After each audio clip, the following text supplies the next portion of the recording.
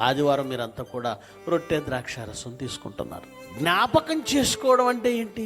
యేసుక్రీస్తు కూడా రొట్టెను ద్రాక్షారసాన్ని మనకిస్తూ నన్ను జ్ఞాపకం చేసుకొనుటకై దీనిని చెయ్యండి అన్నాడు. రొట్టె పట్టుకొని ప్రార్థిస్తూ యేసుక్రీస్తును స్మరించుకొని రొట్టెను తినేస్తున్నాం. ఆ గ్లాసులో ఉన్న ద్రాక్షారసాన్ని పట్టుకొని ప్రార్థిస్తూ యేసుక్రీస్తు నామాన్ని స్మరించుకొని గుర్తు చేసుకొని తీసుకుంటున్నాం.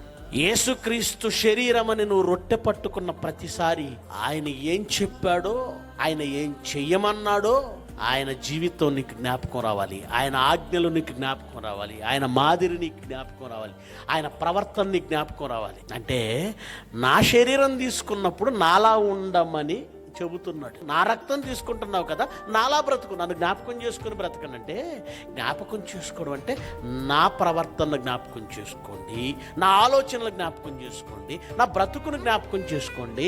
ఈ రొట్టె రూపంలో శరీరాన్ని, ఈ ద్రాక్షారసం రూపంలో రక్తాన్ని తీసుకుంటున్నారే, మీరు నాలా మారాలి, నన్ను జ్ఞాపకం చేసుకోండి అంటే పేరు తలంచుకోవడం కాదు, ఆయనలా బ్రతకమని.